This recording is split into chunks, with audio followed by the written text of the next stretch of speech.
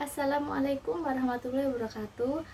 Perkenalkan, kami dari kelompok 10 yang beranggotakan 1. Muhammad Bahrul Ulum dengan NIM 1914001, yang kedua Miftahun Anwar dengan NIM 1914003, dan saya sendiri Nur Indah Eka Safitri NIM 1914007. Di sini kami dari kelompok 10 akan menjelaskan materi, yakni penelitian kuantitatif eksperimen.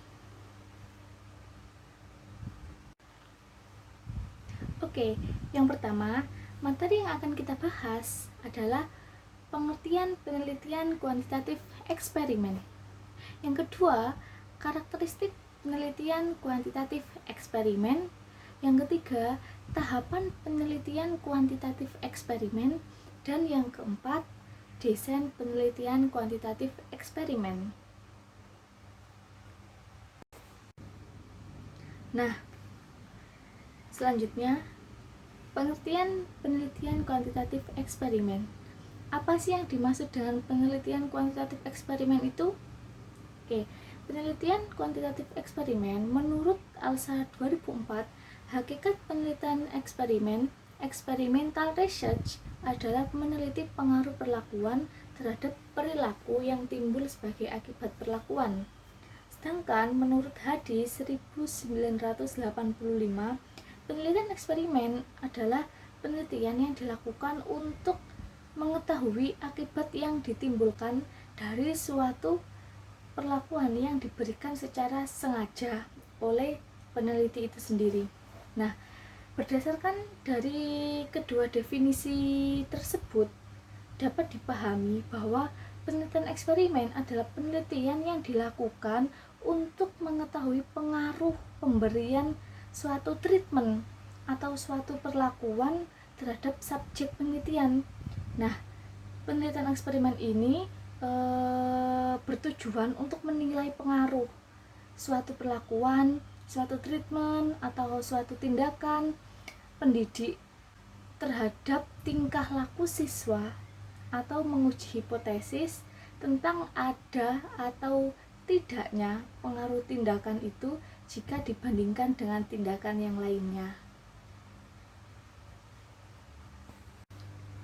Jadi dapat digarisbesari bahwa metode eksperimen ini merupakan suatu metode yang sangat sistematis guna untuk membangun hubungan yang mengandung fenomena sebab akibat. Nah, selanjutnya yakni karakteristik penelitian kuantitatif eksperimen. Di sini ada 6. Menurut Danim 2002, ada beberapa karakteristik. Di antaranya yang pertama, variabel-variabel penelitian dan kondisi eksperimen diatur secara tertib, rigorous management.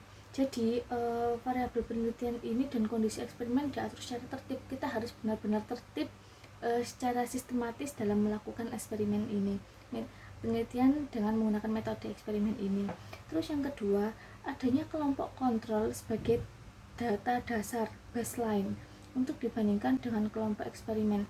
Jadi kita dalam melakukan sebuah penelitian bukan hanya membutuhkan satu kelompok saja atau satu yang kita teliti, tapi kita juga membutuhkan beberapa kelompok yang kita butuhkan sebagai bandingan. Terus yang ketiga, penelitian memusatkan diri pada pengontrolan variansi. Yang keempat, validitas internal validity mutlak diperlukan pada rancangan penelitian eksperimen. Jadi validitas internalnya ini mutlak diperlukan pada rancangan penelitian eksperimen. Apa yang kita perencanakan saat awal itu harus benar-benar sahih, harus benar-benar mutlak gitu loh, permanen. Jadi seberapa ketepatan atau keakuratan instrumen alat yang digunakan peneliti untuk melakukan pengumpulan data. Nah, seperti itu. Terus yang kelima, validitas eksternalnya berkaitan dengan kerepresentatifan penemuan.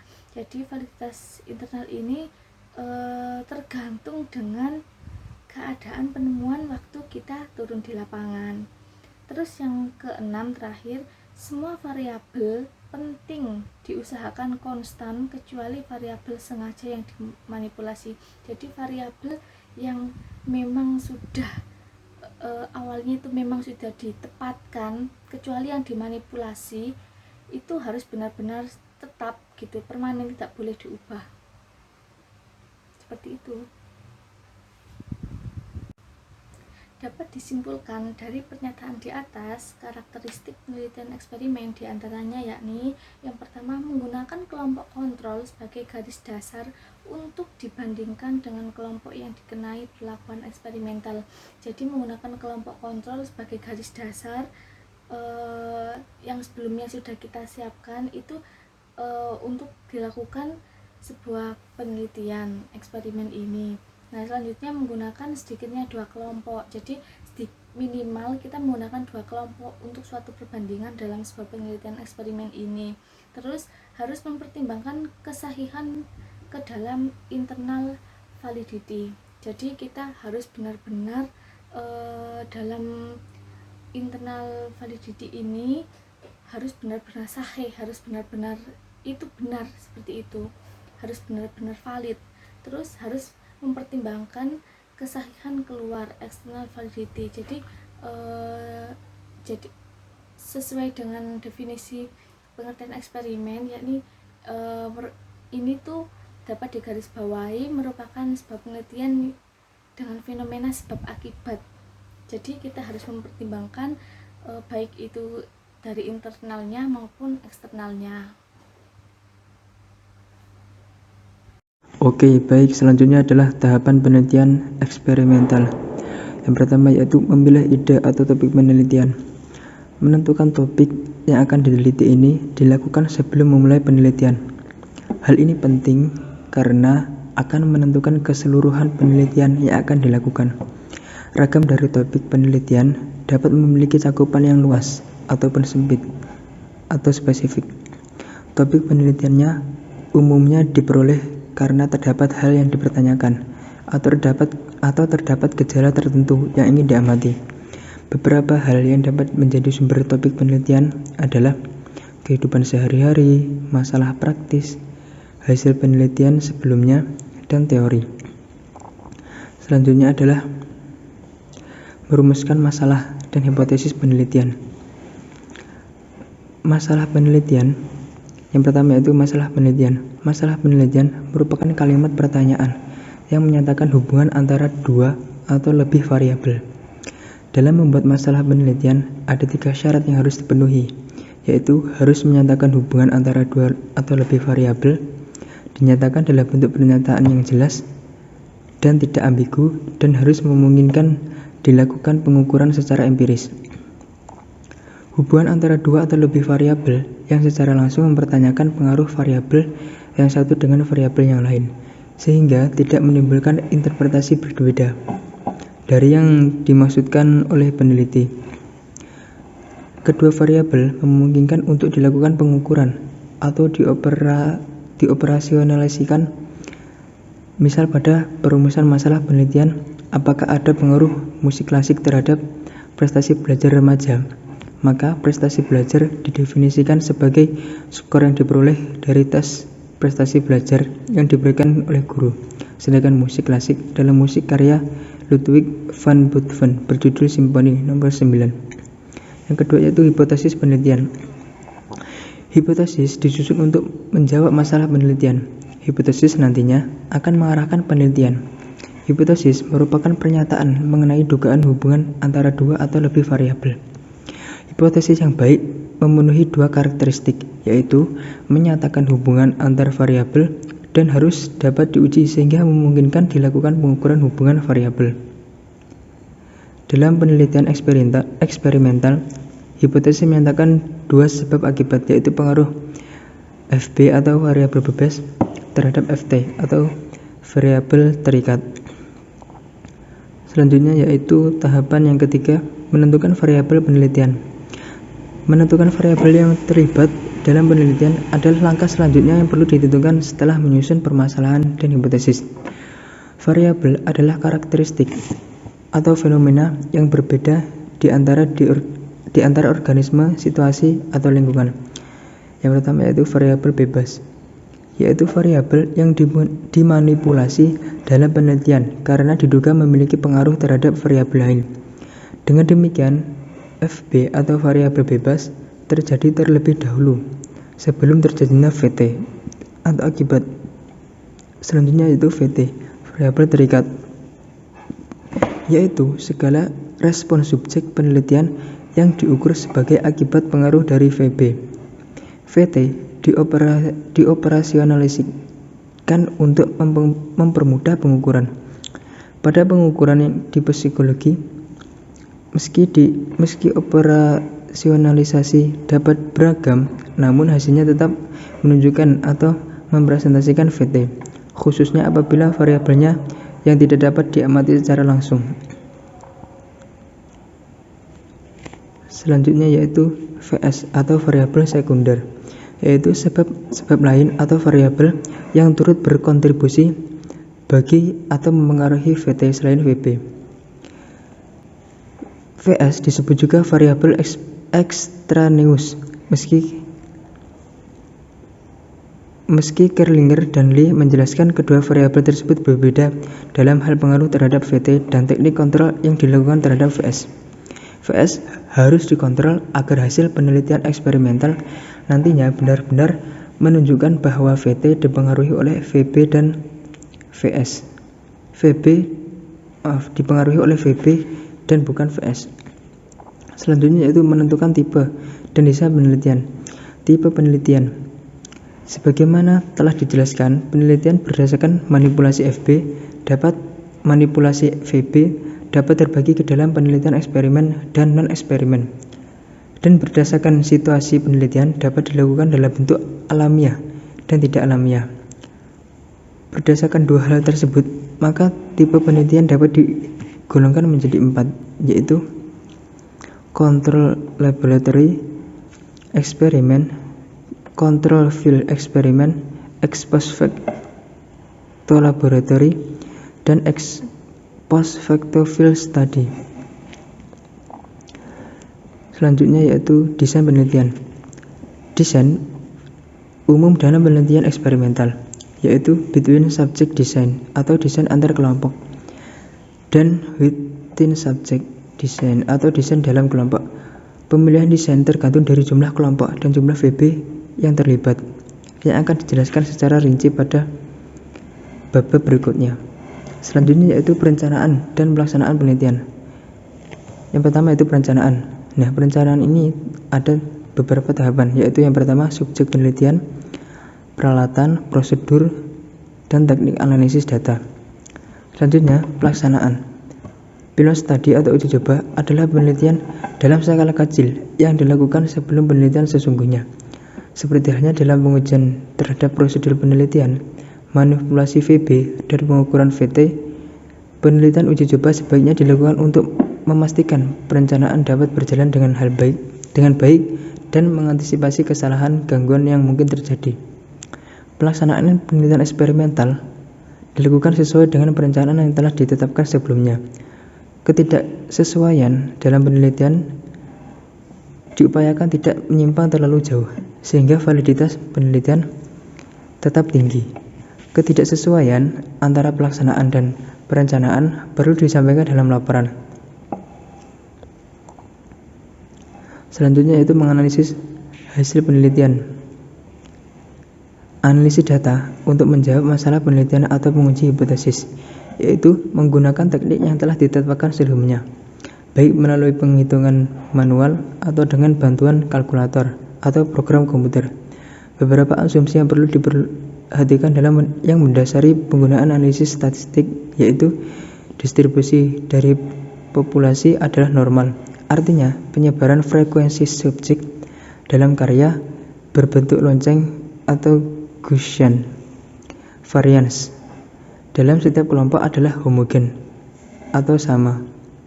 Nilai VT hanya mengukur variabel tertentu dan tidak mengukur variabel lain.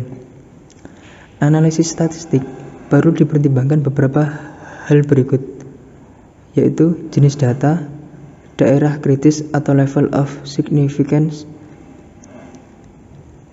HO atau HO satu ujung lebih mungkin untuk ditolak dibandingkan H0, dua ujung untuk perhitungan statistik yang sama besar. Selanjutnya yaitu membuat kesimpulan. Interpretasi terhadap hasil perhitungan statistik adalah menerima atau menolak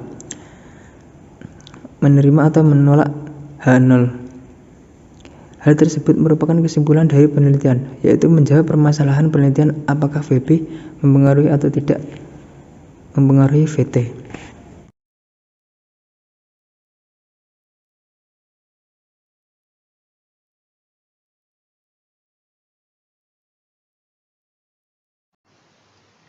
Baik, selanjutnya akan kami paparkan tentang desain penelitian kuantitatif eksperimen. Jenis-jenis desain penelitian eksperimen. Nah, di sini jenis-jenis desain penelitian eksperimen. Penelitian kuantitatif eksperimen ada 4. Yang pertama, pre-eksperimen. Yang kedua, true eksperimen. Yang ketiga, faktorial eksperimen. Yang keempat, kuasi eksperimen. Nah, dalam pre-eksperimen ini belum sesuai. Karena apa? Kita lihat dari segi bahasanya. Pre adalah belum. Karena apa? Belum mencapai titik sempurna. Karena apa? Pre-eksperimen masih belum sesuai. Karena apa? Variabel luarnya itu masih berpengaruh terhadap variabel independen. Maksudnya perlakuannya itu masih dipengaruhi oleh variabel luar yang sangat banyak. Karena tidak ada variabel kontrol, variabel sampai. Karena tidak ada variabel kontrol dan sampai. Nah, itu yang mempengaruhi kenapa pre-eksperimental kurang atau belum sempurna, belum sesuai dalam penelitian eksperimen. Nah, itu pre-eksperimental. Nanti kita bahas lebih lanjut dan pembagiannya ada 3. One shot case study, one group pretest, post-test, intake group comparison. Nah, seperti itu. Bukan berarti belum sesuai jadi tidak bisa digunakan. Belum sesuai adalah apa? Kita akan diasah kembali dalam pre-eksperimental ini. Nah, itu. Nanti akan dijelaskan, nanti akan saya paparkan lebih jelasnya. Lalu yang kedua adalah true eksperimental. True eksperimental ini adalah true. Kita ambil kata true. True, benar. Nah, true eksperimental, baik atau sudah lebih baik daripada pre-eksperimen. Nah, dalam true eksperimental itu dapat mengontrol variabel luar, sudah dapat mengontrol variabel luar dan variabel internal agar dapat terkendali. Jadi perlakuan atau variabel independen akan bisa dikendalikan karena sudah ada variabel kontrol sampel di dalam true eksperimen ini. Nah, dalam true eksperimen dibagi menjadi 2, yaitu ada post-test only control decision, pre-test control group design. Nah, seperti itu. Ini dalam true eksperimen. Nah, nanti akan lebih jelas pembahasannya di pembahasan berikutnya. Oke, yang selanjutnya adalah faktorial eksperimen. Faktorial eksperimen adalah apa namanya? Penyerapan atau dari true eksperimen tadi dikembangkan lagi atau dikemas lagi. Nah, jadi faktorial eksperimen. Di sini mempunyai variabel moderator. Nah, di sini ada kemungkinan variabel moderator yang mempengaruhi variabel independen terhadap variabel dependen. Nah, di sini ada variabel moderator yang mempengaruhi keperlakuan atau variabel independen yang menyebabkan hasil di variabel independen. Nah, itu di faktorial eksperimen. Nah, selanjutnya adalah kuasi eksperimen. Kuasi eksperimen adalah kelompok kontrol. Penelitian tidak lebih jauh dari pre-eksperimen, tetapi di dalam kuasi eksperimen ini lebih tinggi sedikit tahapannya. Karena apa? Sudah mempunyai kelompok kontrol. Sedangkan di pre-eksperimen tadi tidak mempunyai variabel kontrol. Walaupun di sini mempunyai kelompok kontrol, tetapi tidak bisa mengontrol sepenuhnya variabel-variabel itu. Variabel independen yang mempengaruhi variabel independen. Nah, seperti itu. Jadi kuasi eksperimen ini lebih tinggi dari pre-eksperimen. Nah, nanti setelah ini akan saya paparkan lebih jelasnya. selanjutnya adalah karakteristik tiap desain eksperimen. Nah, tadi sudah saya paparkan sekilas. Nah, lebih lanjutnya teman-teman akan lebih mudah memahami dengan pembagian kali ini. Nah, karakteristik untuk membedakan tiap-tiap desain eksperimen. Contoh, pre-eksperimen, kontrol grup tidak ada. Lalu sampel random tidak ada, validasi internal rendah. True eksperimen, kontrol grup ada, sampel random memakai sampel random, validasi internal tinggi. Lalu faktorial eksperimen, mempunyai kontrol grup yaitu variable group, lalu menggunakan sampel random, validasi internal tinggi. Selanjutnya adalah kuasi eksperimen. Kuasi eksperimen yang dimana mempunyai kontrol grup tetapi tidak menggunakan sampel random, tapi validasi internal masih rendah. Nah, itu adalah karakteristik tiap desain eksperimen. Nah, nanti teman-teman bisa ditanyakan di bagian mana yang belum memahami dari desain-desain eksperimen kali ini. Nah, itu tadi adalah pembagian atau pengelompokan agar teman-teman mudah dalam memahami. Nah, kita akan bahas tentang one shot case study. Nah, di sini ada salah ada X ke O, observasi, X treatment atau perlakuan yang diberikan. Nah, karakteristik dari di one shot case study yaitu pertama, tidak terdapat kelompok kontrol, hanya kelompok eksperimen. Yang kedua ada tidak ada tes awal atau pretest. Yang ketiga adalah hasil dibandingkan dengan sebuah intuitif standar. Nah, seperti itu. Nah, itu one shot case study. Nah, selanjutnya di sini one shot case study biar teman-teman tidak masih ngawang pemainnya, saya kasih contoh. Di sini saya mengangkat suatu judul pengaruh adanya pojok baca kelas terhadap minat baca siswa. Nah, di sini minat baca sebagai O atau observasi, kalau adanya pojok baca itu menjadi X atau statement atau perlakuan atau variable independen. Nah, di sini kita memilih yang pertama, dipilih sekelompok siswa, kemudian di kelas mereka disediakan pojok baca. Yang pertama.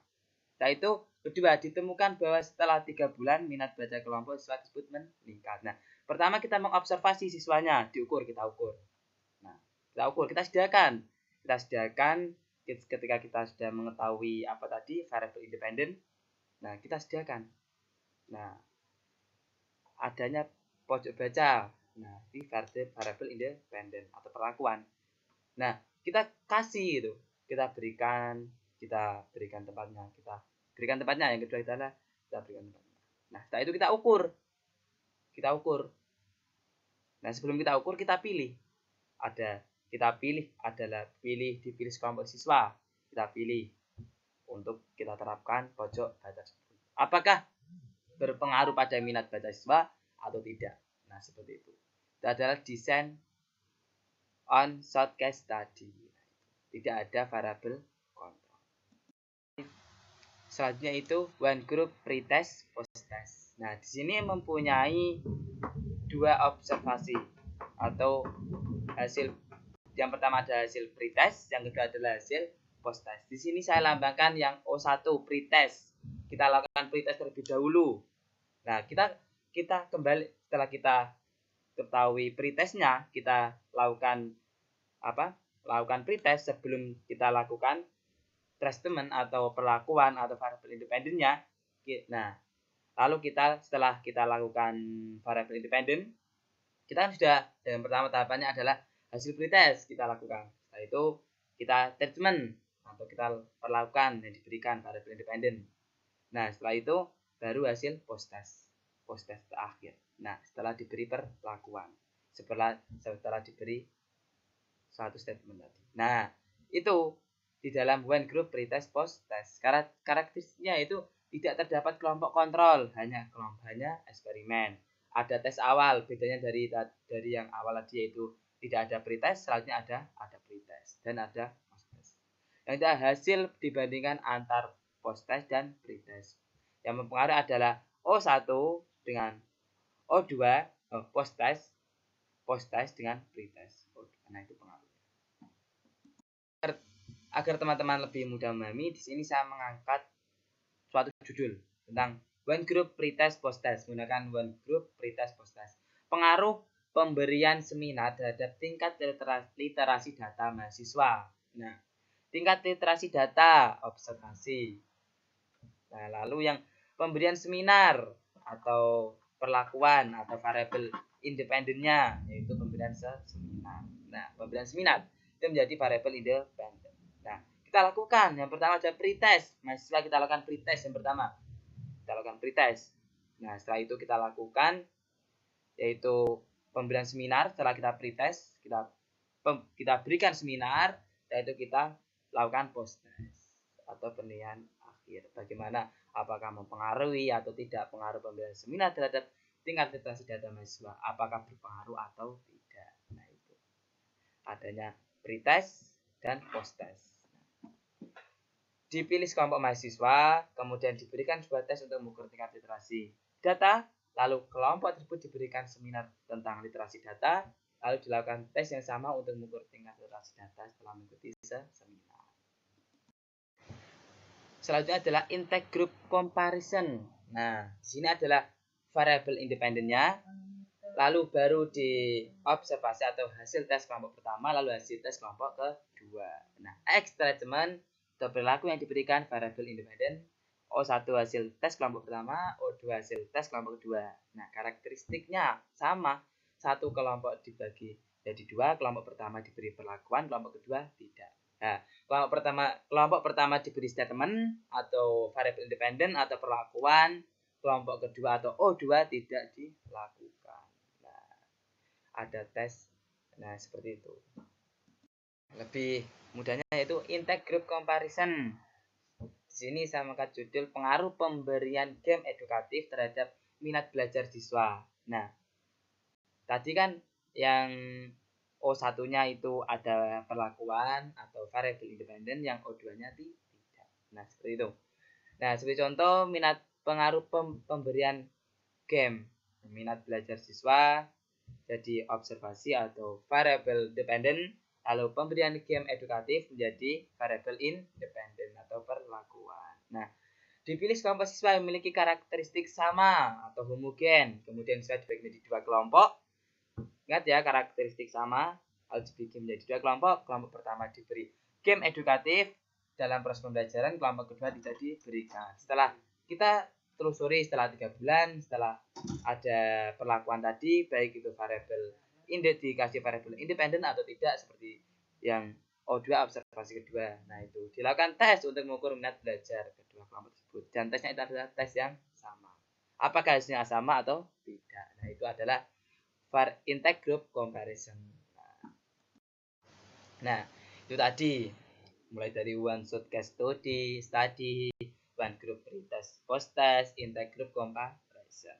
Nah, saya dari judul pengaruh saya angkat dari judul pengaruh adanya pojok baca kelas terhadap minat baca siswa, yaitu bisa menggunakan one shot case study, one group pretest, post test, intake group comparison. Nah, jadi bisa dilakukan ketiga-tiganya. Jadi terpacu pada teman-teman semua mau menggunakan yang mana. Nah, di situ nanti kita bisa meneliti penelitian kuantitatif eksperimen. Nah, selanjutnya adalah post test only control design. Nah, desain R saya ini random. Saya kasih R itu random. Random. Nah, X variable independen, O observable variable independen. Nah, ini X-nya teman perlakuan, lalu O2-nya adalah hasil tes kelompok kontrol, O1-nya hasil tes kelompok kontrol, O2-nya hasil tes kelompok eksperimen. Nah, R adalah random. Karakteristik sampel diambil secara random. Terdapat kelompok kontrol dan kelompok eksperimen. Tidak ada tes awal atau pretest. Hasil dibagikan antara kelompok kontrol dan kelompok eksperimen. Lebih lanjutnya itu saya paparkan tentang post test only control design, yaitu pengaruh pemberian. Saya ambil masih tahap satu judul ya, pengaruh pemberian game edukatif terhadap minat belajar siswa. Nah, minat belajar siswa dipilih dua kelompok siswa yang memiliki karakteristik sama homogen, jadi kemudian ditetapkan yang menjadi kelompok kontrol yang mana dan kelompok eksperimen yang mana. Lalu kelompok eksperimen diberi game edukatif dalam proses pembelajaran, kelompok kontrol tidak diberikan. Nah, kelompok eksperimen tadi diberikan, yang kelompok kontrol tidak diberikan. Nah, seperti itu. Lalu setelah bertahap 3 bulan atau 2 bulan, kita lakukan tes untuk mengukur minat belajar si siswa. Nah, terhadap kedua kelompok tersebut dengan soal yang sama. Apakah kelompok kontrol dan kelompok eksperimen apakah sama atau tidak? Nah, seperti itu. Yang selanjutnya adalah pretest kontrol group design. Nah, di sini O1 hasil pretest kelompok eksperimen, O2 hasil pretest kelompok kontrol, lalu O3 hasil post test kelompok eksperimen, O4 hasil post test kelompok kontrol. X seperti tadi treatment, lalu yang R random. Nah, seperti itu. Nah, itulah karakteristiknya pretest control group design. Sampel diambil secara random, ya, terdapat kelompok kontrol dan kelompok eksperimen. Ada tes, ya, di sini perbedaannya sama yang tadi yang depan, yaitu di sini mempunyai pretest, ada tes awal, beda sama post test only control design tadi. Nah, setelah itu sesama hasil dibagikan antara kelompok kontrol dan kelompok eksperimen. Pretest control group design. Nah, pengaruh pemberian game edukatif terhadap minat belajar. Nah, seperti tadi siswa yang kelompok kontrol, kelompok eksperimen dibedakan. Nah, kita lakukan pretest, post test. Nah, dengan minat belajar, setelah itu kita masukkan dengan X atau variabel independennya. Nah, seperti itu yang post test 1 dan post test 2 dan sebagainya. Pretest 1, post test 2. Seperti itu. Selanjutnya itu factorial experiment design. Nah, di sini ada lebih banyak, ya. Tapi karena ada Y variabel moderator. Di sini saya Y lakukan sebagai variabel moderator. Seperti dari pengertian faktorial eksperimen di desain. Nah, di sini ada tambahan yaitu variabel moderator. Karakteristiknya itu terdapat kelompok kontrol dan kelompok eksperimen. Ada tes awal atau pretest. Seperti tadi pengaruh uji beda, t-test, uji tes atau uji varian.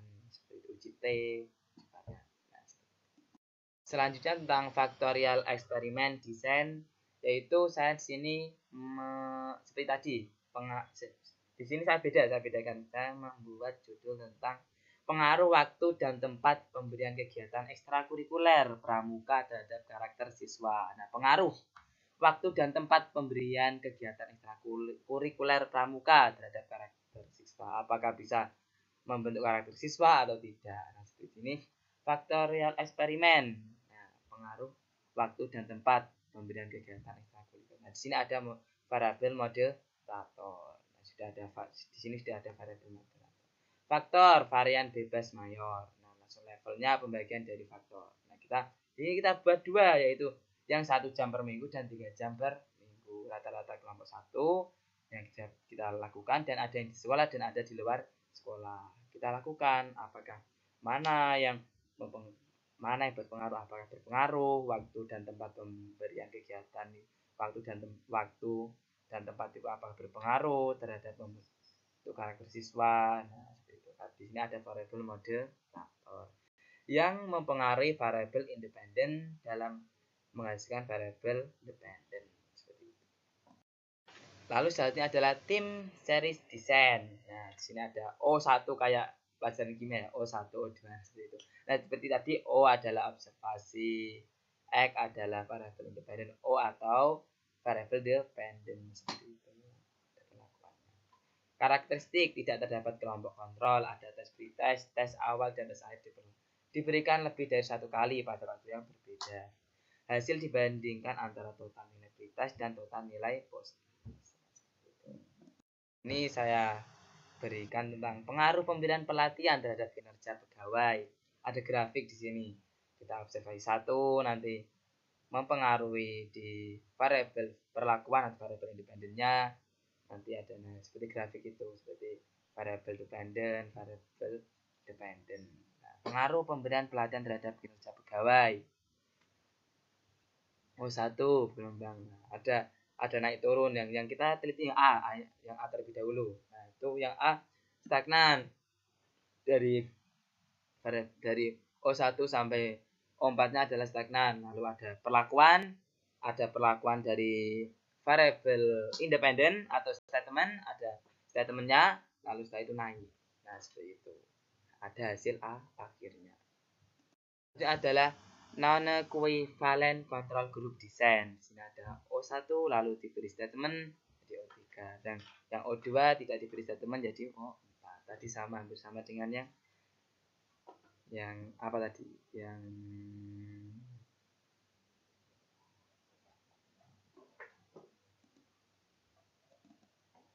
Nah, hampir sama dengan pretest control group design. Nah, yaitu hampir sama dengan pretest control group design. Non-equivalent control group design. Karakteristik terdapat kelompok kontrol dan kelompok eksperimen. Ada tes awal, pretest, hasil dibandingkan. Nah, pengaruh uji PDT. Uji T. Hampir sama dengan pretest control group design. Cuma di sini ada kelompok kontrol di dalamnya. Pengaruh pembelian game edukatif terhadap minat belajar. Nah, di sini ada pretest dan post-test dan lain sebagainya. Hampir sama dengan. Nah, terima kasih, itu pemaparan dari kelompok 10. Semoga pemaparan kali ini di penelitian kuantitatif eksperimen bermanfaat buat teman-teman. Jika mungkin ada yang kurang paham terkait desain-desain atau tahapan-tahapan, karakteristik, dan pengertian, silakan ditanyakan di diskusi nanti. Nah, seperti itu, atau di kolom komentar. Mungkin dari pemaparan terutama di desain ya, di desain tadi yang banyak sekali menyita waktu. Nah, semoga teman-teman bisa memahami. Kalau ada yang masih dibingungkan bisa ditanyakan di kolom komentar atau di diskusi lain waktu. Nah, terima kasih dari kelompok 10. Jika ada tutur kata atau penyampaian materi yang kurang lengkap dari kami, mohon maaf yang sebesar-besarnya. Akhirul kalam, wassalamualaikum warahmatullahi wabarakatuh.